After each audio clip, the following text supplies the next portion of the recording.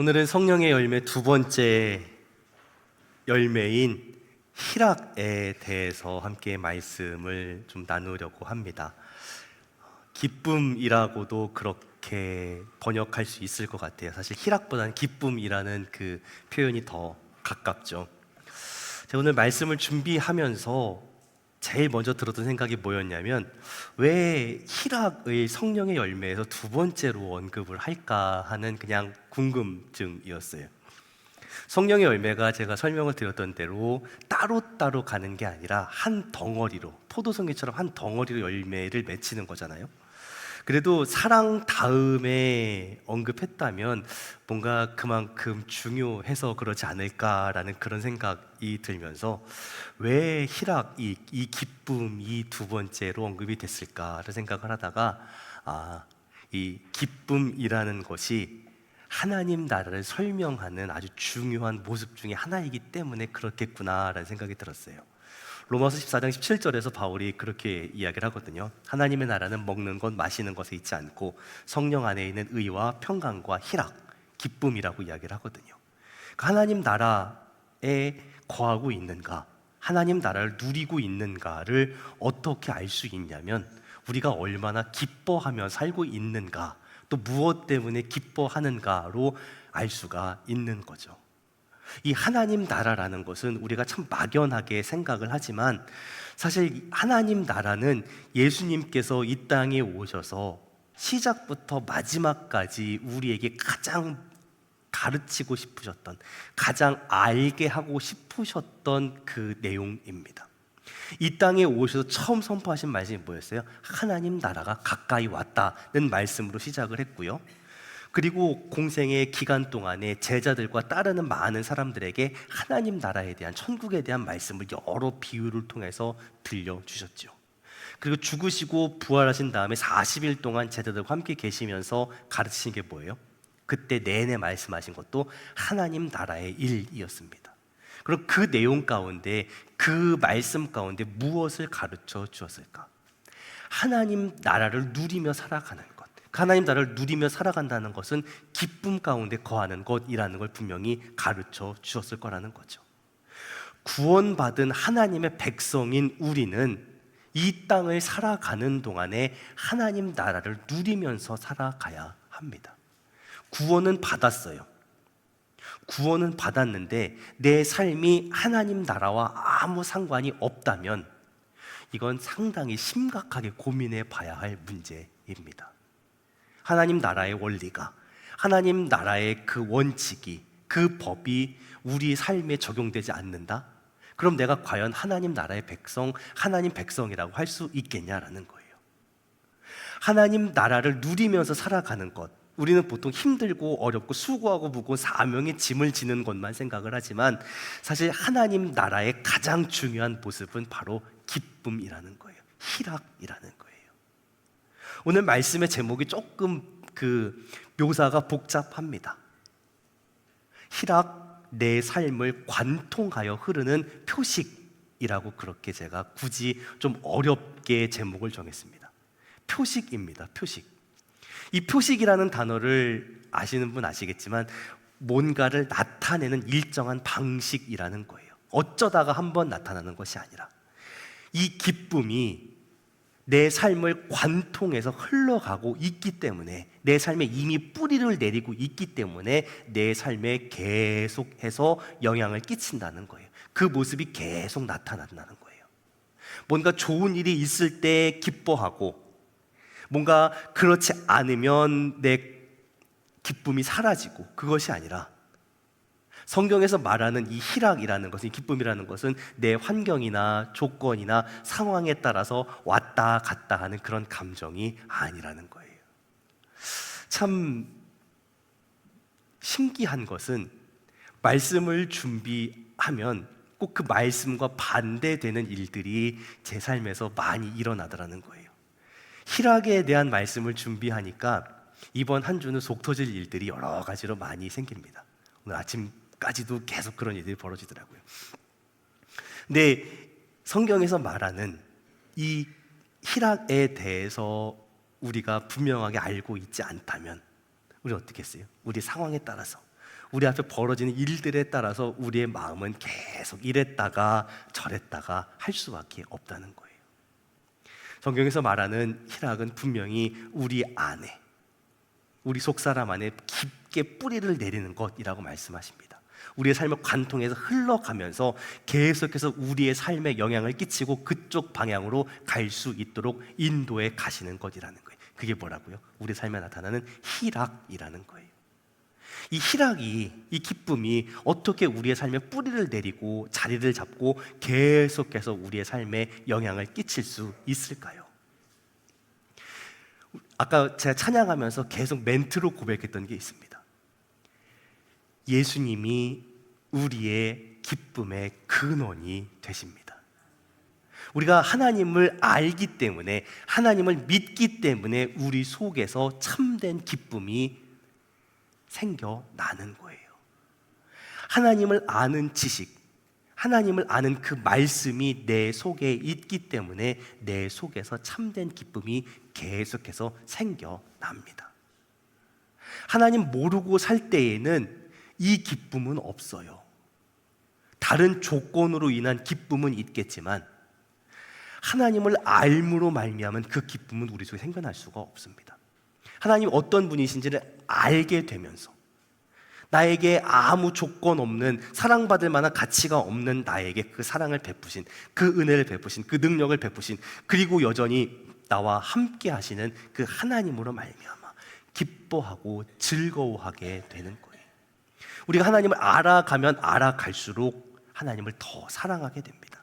하나님을 더 사랑하면 사랑할수록 우리 속에선 계속해서 기쁨이 넘치게 됩니다. 그것이 우리가 가지고 있는 이 기쁨의 근원이고 기쁨의 뿌리예요. 이 믿음의 고백은 다르게도 표현이 될 수 있습니다.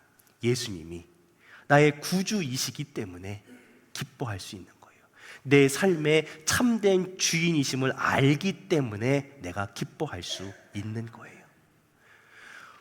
세상이 말하는 기쁨은 내가 원하는 것이 이루어져야 기뻐할 수 있다라고 그렇게 이야기합니다.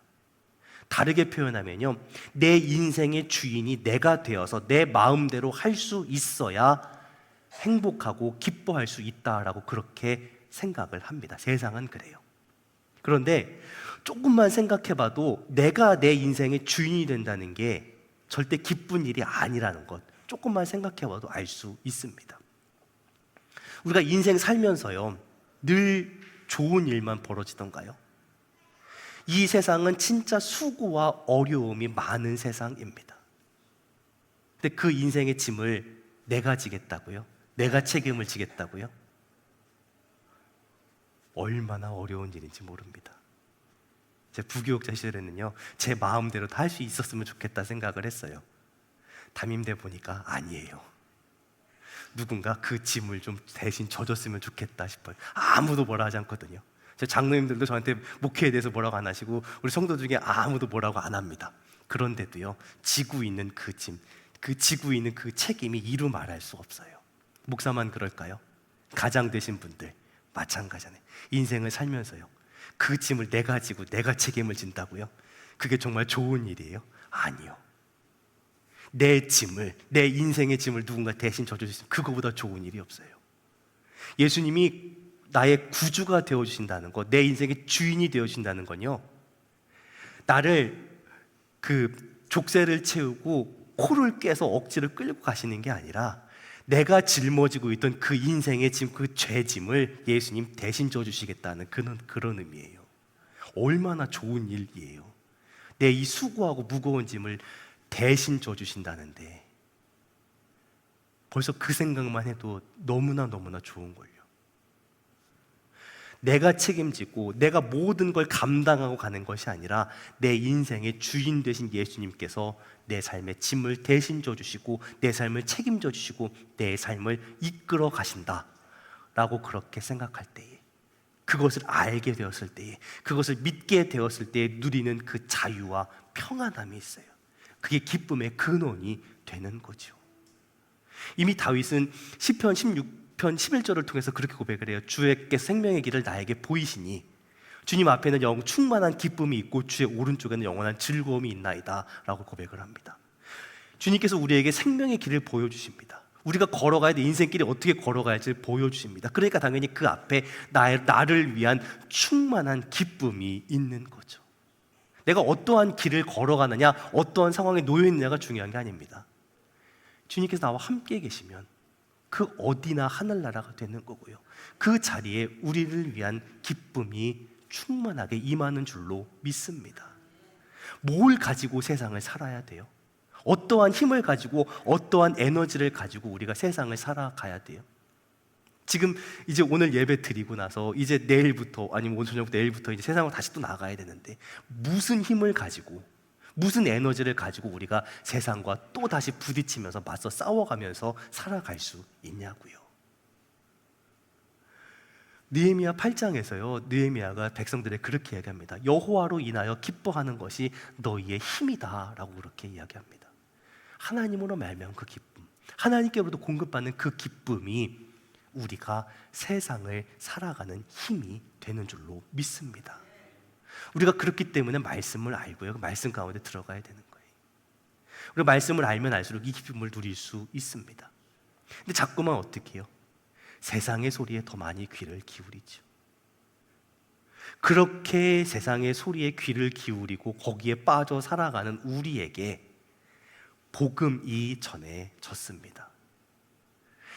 천사가 예수님의 탄생 소식을, 예수님께서 이 땅에 오신다는 그 소식을 전할 때에 이렇게 표현하죠.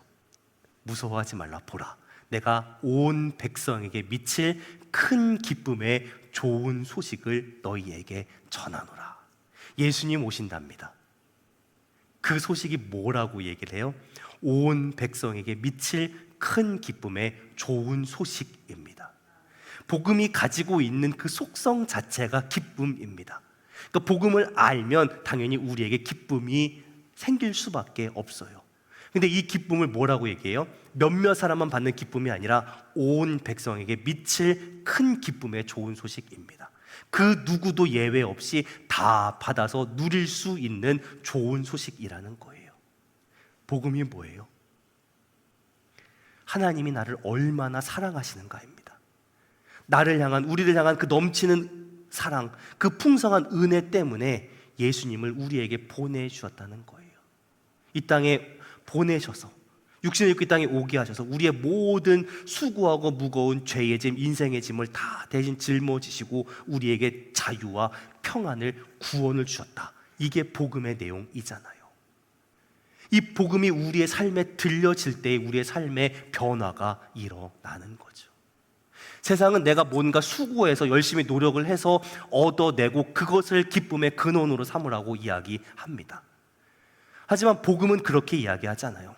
아무 자격이 없고 아무 공로 없고 아무 해놓은 것 없지만 하나님의 놀라운 사랑과 그 풍성하신 은혜가 예수님을 우리 가운데 보내주셨고, 예수님께서 오셔서 행하신 그 모든 일들 때문에 우리의 죄는 용서받았고 우리의 모든 죄짐은 예수님께 다 드렸고 우리는 영생을 얻었고 구원을 얻었고 자유와 평안을 얻었고 완전한 승리를 누리게 하셨다는 거예요. 우리의 마음을, 우리의 삶을 누르고 있는 그 모든 문제들이 있습니다. 내 힘에 여기까지밖에 안 된다는 한계들, 내가 연약하고 어리석어서 저질러 놓은 그 문제들, 그 모든 것들로부터 우리를 자유하게 하십니다. 복음을 통해서 우리에게 참된 기쁨을 누리게 하시는 거예요. 모를 때에는 누릴 수 없죠. 하지만 알게 하셨다는 것은 그냥 지식으로 알고 끝나는 것이 아니라 그것을 계속 누리게 하신다라는 거예요. 모르는 이야기 지금 하지 않습니다. 그죠? 다 알고 계신, 계속 반복해서 듣고 있었던 그런 이야기예요. 근데 이 기쁨이 우리의 삶에서 얼마나 계속되고 있냐는 거예요. 돌아서면 또 잃어버리는 걸요. 이 복음의 능력은 몇몇 사람들에게만 나타나는 능력이 아닙니다. 온 백성에게 영향을 끼칠 수 있는 그 능력을 가진 복음이 이미 우리의 인생을 관통해서 흐르고 있습니다. 그런데 그 좋은 것이 우리의 인생 가운데 이미 들어와 있음에도 불구하고 우리가 써먹지를 못해요. 그럼 무슨 소용이에요? 아무리 비싼 뭐 컴퓨터나 핸드폰이나 태블릿 같은 거 주면 뭐예요? 맨날 해봐야 게임밖에 안 하고 있으면 50만 원짜리든 100만 원짜리든 1000만 원짜리든 무슨 소용이 있어요? 사실 별 소용이 없는 거죠. 복음의 능력이 우리 속에 들어와서 역사를 해야죠. 그 한계, 그 약점 우리는 계속 만납니다. 그러니까 돌아서면 그 기쁨이 사라져 버려요.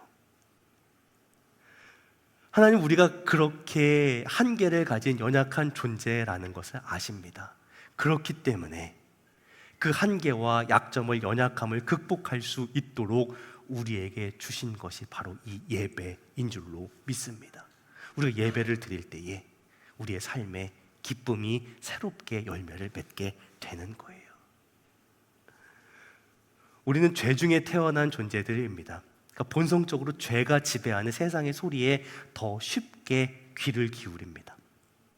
세상의 논리가, 세상의 이야기가 우리의 귀를 쏠깃하게 합니다.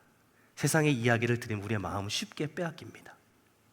참 신기한 건요, 세상이 하는 그 말은 내가 정말 귀를 기울여 듣지 않아도 잘 들립니다. 내가 의지를 가지고 노력하지 않아도요, 외우지 않아도 잠깐 스쳐 지나갔는데 다 외워요. 근데 하나님 말씀은요, 그렇게 반복하고 또 반복해도 어쩌면 그렇게 잘 잊어버리는지 모르겠어요. 예배 가운데 찬양하면서 은혜를 받았고 또 말씀 가운데 도전을 받았는데 예배 끝나고 나가면서 다 잊어버립니다. 설교 내용은 대부분 다 잊어버려요. 그리고 어쩌다가 드는 그 예화, 별 중요하지 않은 그 예화는 기억을 꼭 하시더라고요. 신기합니다. 세상 논리는 들어오고 마음을 잘 빼앗아 가는데, 이 진리는, 하나님의 생명의 말씀은, 하나님께 대한, 하나님에 대한 그 지식을 주는 그 말씀은 우리의 마음에 뿌리 내리는 게 참 쉽지가 않아요. 그래서 하나님 우리에게 이 예배의 시간을 허락하시고 예배 가운데 나와서 찬양하고 말씀을 듣고 함께 할 수 있게 하신 거예요. 여기에 와서요, 혼자 온 것이 아니라 다른 믿음의 성도들과 함께 주님의 이름을 찬양하고 말씀을 듣고 하면서 우리 속에서, 우리 속사람에서 기쁨을 회복하는 이 구조를 우리에게 허락해 주셨습니다. 생명의 말씀이 우리 속에 다시 들려지면서요, 우리가 어디를 보고 있었는가, 다른 곳을, 엉뚱한 곳을 보면서 거기에서 기쁨을 찾고 있었구나라고 깨닫게 하시고 우리의 마음과 생각과 시선을 말씀을 기준으로 다시 되돌려 놓게 하시는 거죠. 사실 이 예배라는 것이 세상의 기준으로 보면 참 뭐라고 할까요? 어리석고 미련하다라고 그렇게 생각이 들어요. 바쁘거든요, 사실. 요즘 현대를 살아가는 사람들 중에 바쁘지 않은 사람 누가 있어요? 다 각자에게 할 일이 많은데 그 바쁜 사람들 이렇게 모아놓고 1시간씩 2시간씩 앉아있는 게 맞나 싶기도 하죠. 주일 예배뿐만 아니라 주중에 수요일이고 금요일이고 새벽이고 오는 거 사실 어려운 거죠. 미련해 보이는 그런 모습입니다. 그런데 시간이 가면 갈수록 고백하게 되는 게 있어요. 예배는 참 중요하다라는 거예요. 목사라서가 아니라. 아무리 믿음이 좋은 사람이라고 해도요, 주일 예배 한 3번, 4번 정도만 빠지면요, 반드시 넘어집니다. 반드시 넘어지더라고요. 제가 군대에 있을 때 하도 교회 간다고 고참들이 두드려 패니까 제가 2001년도 1월에 갔는데 그때까지도 저희 부대에는 이제 비공식적인 구타는 여전히 남아 있었습니다. 침상 끝에까지 이제 옆차기 2단 옆차기에 맞으면서 날아다녀 본 적도 있고요. 맞으니까 날아가고 맞으니까 날아가고.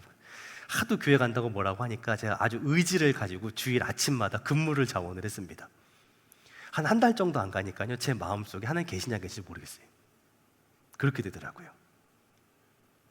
아무리 믿음이 좋아도요, 연속으로 3번, 4번 빠지면 넘어져요. 마음이 약해집니다. 그래서 마음이 차가워져요. 제 속에 있는 기쁨과 감사와 평안과 만족함을 빼앗겨요. 내 속이 차가워져요. 그러니까 더 쉽게 미끄러져 넘어지더라는 거예요. 저만 그런 게 아니잖아요. 경험 다 해보셨을걸요. 물론 여러 가지 이유 때문에 예배 자리에 나오지 못하는 경우도 많이 있습니다. 내가 하는 일 특성상 그럴 수도 있고요. 몸이 안 좋아서 그럴 수도 있고요. 여러 가지 이유들이 있습니다. 물론 그런 모든 것들은 모르는 게 아니에요. 그렇기 때문에 이제 기술이 발전을 하니까 지금 예배도 어쨌든 유튜브로 실황이 나가기도 하고요. 또 제가 얘기도 안 했는데 우리 방송실은 알아서 설교만 따로 이렇게 편집을 해갖고 또 올리기도 하더라고요. 뭐 조회수는 얼마 안 나오지만 예배 나올 수 없는 분들을 위해서 그런 이해와 배려로 이렇게 하는 거죠. 근데 그렇게 기술이 발전해서 유튜브 송출하고 뭐 중계 나온다고 해서 그게 이렇게 모이는 예배의 자리를 포기해야 된다는 그런 의미는 아니잖아요. 우리가 힘들고 어렵지만 예배의 자리를 지키려고 애쓰는 것과 그냥 상황이 그렇고 환경이 그렇고 조건이 그러니까 아무것도 하지 않고 이 자리를 포기해버리는 건 하늘과 땅 차이라는 거죠. 힘들고 어려워요. 나올만 해서 나오는 사람 없습니다. 솔직히요. 여기 계신 분들 중에 저야 목사니까 주일 아침에 일어나 나와 있지만 장로님들부터 우리 권사님들 우리 온 성도들 중에 나올만 해서 여기 나와 앉아 계신 분이 몇 분이나 계세요? 아니거든요. 그 힘들고 어려운 중에도 정말 꾸역꾸역 피곤한 몸 이끌고 나오기 싫은 그 마음을 이끌고 여기에 와 있는 거죠. 근데 일단 나오니까 어떻게 돼요? 하나님 만지십니다. 하나님 그 마음을 반드시 만져주세요. 그래서 차가워졌던 그 마음에 다시 온기를 허락해 주시고 기쁨을 잃어버렸던 그 마음 가운데 다시 기쁨과 감사와 평안과 만족을 회복시켜 주시는 거예요.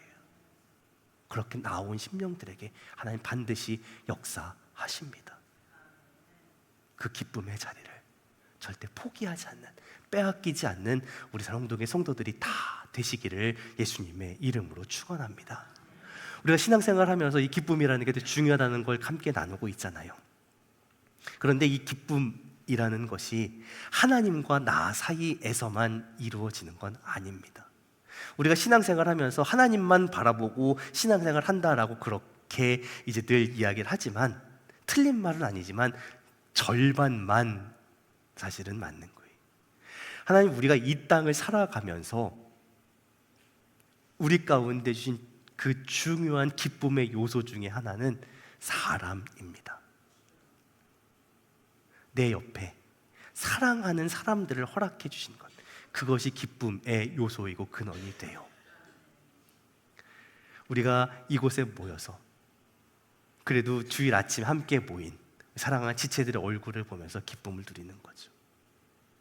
사실 우리 속에 사람을 보고 좋아할 만한 건 없습니다. 세상의 모습은 어때요? 내 옆에 있는 사람 다 경쟁자입니다. 그렇죠? 미워하고 경쟁하고 분노하는 그런 세상을 살다가 여기에 와서 하나님의 사랑으로 말미암아 내가 다른 사람을 보고 미워하고 화내고 경쟁하고 그런 모습은 버리고 사랑할 수 있게 되었다는 것, 이게 얼마나 큰 기쁨이냐는 거예요. 내 삶에 하나님의 사랑이 들어왔습니다. 그 사랑으로 말미암아 다른 사람을 보고 기뻐하게 됩니다. 얼마나 귀한 일이에요. 단순히 보고 얼굴 보고 오랜만에 만났다고 반갑고 기뻐하는 것이 아니라 그렇게 함께 모인 곳에서 하나님이 일하시는 일들이 나타나기 때문에 또 기쁜 거예요. 우리의 모습, 한 사람 한 사람의 모습을 보면요 얼마나 약한지 모릅니다. 또 고집은 얼마나 센지 몰라요. 말씀을 듣고도 말씀대로 살지 않는 그 어리석음이 얼마나 넘치는지 몰라요.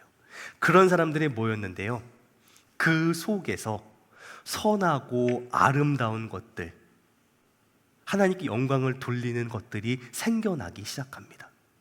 하나님께 영광을 돌릴 뿐만 아니라 다른 사람들에게 뭔가 복이 될 수 있는, 유익이 될 수 있는 것들을 생각하고 그러한 일들을 이루어 갑니다. 어떻게 가능해요? 우리 안에 성령께서 함께 하시기 때문에 그런 일들이 일어나는 거죠. 그 모습을 보면서 어떻게 우리가 이런 일들을 할 수 있을까? 어떻게 우리가 하나님께 영광을 돌리고 또 다른 사람들에게 유익이 되는 삶을 살아갈 수 있을까를 보면서 기뻐하고 감사하게 되는 거죠. 우리가 사도신경으로 신앙을 고백합니다. 그 사도신경 고백 중에 성도가 서로 교통하는 것과 라는 그 고백이 있어요. 그 고백은 이런 의미입니다. 우리가 함께 모여서 함께 예배드리고 함께 찬양하고 함께 기도하면서 하나님께 영광을 돌리고 다른 연약한 지체들에게 유익이 될 수 있는 생각을 하고 결정을 하고 그 일들을 해가는 것, 그게 성도가 서로 교통하는 것의 의미이죠. 그렇게 우리에게 기쁨을 만들어 가십니다. 그렇기 때문에 옆에 있는 지체들이 좋은 거예요. 세상 살면서 내 속마음을 털어놓을 수 있는 사람 몇이나 있을까요? 그렇죠. 그런데 직장생활 하시면서도 아마 그럴 거예요. 내 옆에 있는, 아니면 다른 팀에 있는 한 직장 안에 있는 분들 중에 같은 믿음을 가지고 있기 때문에 속 얘기를 좀 할 수 있는 분들이 있거든요. 그렇죠? 다른 사람들은 말이 안 통합니다. 뭔가 스트레스를 받고 힘들고 어려우면 저녁에 퇴근하고 한잔하러 가자라는 쪽으로 가는데, 믿음의 지체들을 만나면 점심 먹으면서 그 밥 먹으면 수다 떠는 걸로도 이야기할 수 있어요. 그렇죠? 말이 통합니다. 그러면서 기뻐요. 근데 교회에 오면요, 또 그렇게 이미 말이 통한 사람들만 모여 있으니까 또 기뻐요. 그러면서 내가 아파하는 것 함께 아파하고 기뻐하는 것 함께 기뻐할 수 있는 그런 모습이 나오는 거죠. 그러니까 사도 바울이 빌립보 교회 성도들에게 나의 사랑하고 사모하는 형제들, 나의 기쁨이고 나의 면류관인 아닌 사랑하는 자들이라고 그렇게 표현을 하거든요. 빌립보 교회뿐만 아니라 다른 교회들, 예를 들어 데살로니가 교회에도 똑같은 고백을 합니다. 소망, 내 소망, 기쁨, 자랑, 이 면류관 뭐냐? 예수님 오실 때에 예수님은 뭘 내놓을 수 있을까? 내가 너희를 내놓을 수 있다라고 고백해요. 너희는 우리의 영광이고 우리의 기쁨이다라고 그렇게 고백을 하거든요. 우리 옆에 있는 분들 한 분 한 분이 우리 신앙생활 가운데 그런 분들이 될 수 있기를 간절히 기도하고 소원합니다. 옆에 있는 분들이 있어서 교회 나오는 맛이 있다고, 신앙생활하는 맛이 있다고, 그래서 더 기쁘다고, 내가 힘들고 어려운 신앙생활 하면서도 그래도 권사님 보면서, 집사님 보면서, 장로님 보면서 그래 힘을 얻고 기쁨이 생긴다라고 그렇게 고백할 수 있는, 그렇게 든든하게 세워져 갈 수 있는 우리 사랑동의 성도들이 다 되시기를 예수님의 이름으로 축원합니다. 그렇기 때문에 우리가 이 믿음의 여정을 끝까지 갈 수 있는 거죠. 믿음 생활하면서 속 터질 일이 얼마나 많아요. 그렇죠? 지금 당장 앞에 있는 것만 보면 다 그만두고 싶습니다. 하지만 우리가 끝까지 이 기쁨을 잃지 않고 갈 수 있는 것, 우리의 마지막에 뭐가 있냐를 보기 때문에 그래요. 성도로 살아가는 우리의 이 인생의 마지막에 놓을 것이 무엇인가? 그 날에 대한 확신, 기다림, 그 소망이 우리의 삶에서 기쁨을 계속 유지하게 하시는 거죠. 우리 주님께서 마지막에 이루실 그 날, 어떠한 모습일까? 아마도 요한계시록 21장 3절 4절에 나오는 그런 모습이 아닐까 싶어요. 하나님이 그들과 함께 계시리니, 하나님이 함께 계셔서 하나님 백성이 되고 하나님 친히 함께 계셔서 하나님께서 직접 그 눈에 모든 눈물을 닦아주신답니다. 내 인생 살면서, 내가 믿음의 여정을 걸어가면서 너무나 힘들고 답답하고 원통해서 흘렸던 그 모든 눈물, 하나님께서 친히 함께 계시며 닦아주신다라고 하십니다. 그 마지막 날을 보기 때문에 어때요? 우리가 믿음의 여정을 갈 수 있는 거죠. 그날에 대한 확신과 소망이 우리를 붙들어 가시는 거예요. 우리가 가진 기쁨을 빼앗기지 않고 살아갈 수 있도록 하시는 거죠. 세상이 주는 것과 하나님이 우리 속에 만들어주시는 기쁨은 완전히 다릅니다. 우리는 신앙생활 하면 뭔가 늘 힘들고 어렵고 십자가만 져야 되는 생각을 하지만, 설교 초반에 말씀드린 것처럼 우리 속에 늘 기쁨이 넘쳐야 합니다. 하나님께 주시는 기쁨, 세상과 다른 그 기쁨, 어떠한 모습으로 나타나야 할까? 성도의 즐거움은요, 감사와 풍성함입니다. 그런데 그 감사와 풍성함이 죄악으로, 부도덕함으로 넘쳐나서는 안 돼요. 그 기쁨이 죄악으로, 또 아니면 육체적인 만족과 쾌락으로 흘러가면 안 된다는 거죠. 예수님께서 이 땅에 오셔서 많은 사람들을 만나시고 함께 음식을 나누시고, 날마다 아마 예수님 계신 그 자리는 잔치 같은 그런 모습이었을 거예요. 늘 기쁨과 행복이 넘치는 모습이었지만 예수님 분명하게, 단호하게 죄악된 것들은, 부도덕한 것들은 그냥 넘어가지 않으시잖아요. 하나님 우리에게 늘 기쁨의 이유를 풍성하게 넘치도록 주십니다. 근데 하나님께서 주시는 그 기쁨이 우리를 위한, 내 만족과 유익만을 위한, 쾌락만을 위한 것으로 그렇게 상하지 않도록, 변질되지 않도록 늘 지켜야 되는 거예요. 그러기 위해서 어떻게 되냐면요, 우리가 나 혼자만 좋으면 되는 게 아니라 함께 누려야 합니다.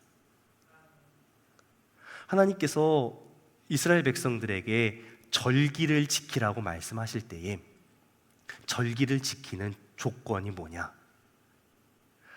하나님 앞에서 기뻐하고 즐거워하라고 말씀을 하십니다. 그런데 그 기뻐하고 즐거워하는 모습 속에 꼭 지켜야 될 중요한 조건이 있어요. 그 기쁨과 즐거움의 잔치에 빠지는 사람이 있으면 안 된다는 거예요. 신명기 16장 11절부터 14절 사이에 하나님께서 이렇게 말씀을 하십니다. 너와 내 자녀와 노비와 내 성중의 레위인과 및 너희 중에 있는 객과 고와 과부가 함께 내 하나님 여호와께서 자기의 이름을 두시려고 택하신 곳에서 내 하나님 여호와 앞에서 즐거워할지니라.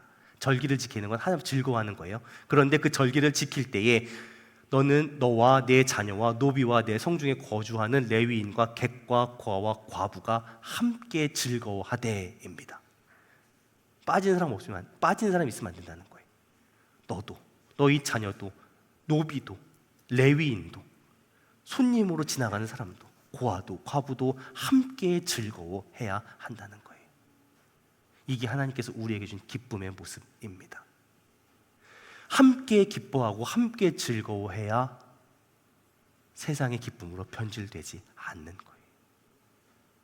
우리의 모습을 다시 한번 돌아보시기를 축원합니다. 그 기쁨 혼자만 누리고 있는지, 아니면 함께 기뻐하고 함께 하고 있는지. 즐거운 자들 함께 즐거워하고요, 우는 자들 함께 우는 겁니다. 서로 마음을 같이 하는 거예요. 이게 믿음을 가진 사람들의 삶의 모습입니다. 그러한 기쁨은 우리의 상황과 환경과 조건에 휘둘리지 않지요. 성령의 열매로 우리의 삶에 맺어진 이 기쁨은 환경이, 조건이 이렇게 저렇게 바꿀 수 있는 게 아닙니다.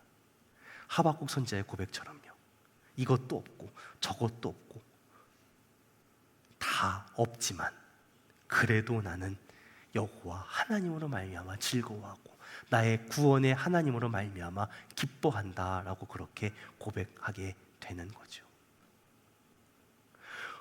이 기쁨에 대한 말씀을 다시 한번 기억하고 또 기억하고 계속해서 되새김질할 수 있는 저와 우리 성동의 성도들이 다 되시기를 예수님의 이름으로 축원합니다.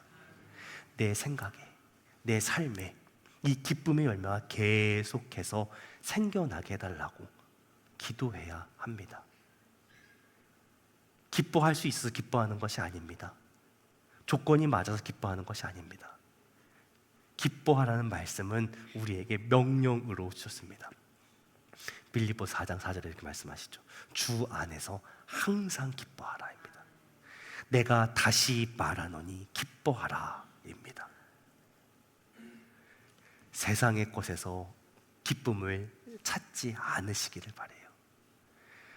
우리 주님을 믿기 때문에, 신뢰하기 때문에, 의지하기 때문에 생겨나는 그 기쁨, 신실하신 하나님을 바라보고 하나님의 손길로 말미암아 그 도우심을 의지함으로 말미암아 오는 그 기쁨, 놓치거나 빼앗기지 않고요, 항상 기뻐할 수 있는, 다시 기뻐할 수 있는 우리 모두가 되기를 소원합니다. 우리의 속에 이 기쁨이 있다는 것, 주 예수 내 맘에 오심, 물밀듯 내 맘에 기쁨이 넘침은 주 예수 내 맘에 오심입니다. 내 삶에 예수님이 계시기 때문에, 성령께서 내 삶에서 함께 하시며 나를 인도하시기 때문에 나타나는 증거이고 표식입니다. 이 참된 기쁨이 날마다 날마다 넘치는 복된 삶을 살아갈 수 있는 우리 사랑운동의 성도들이 다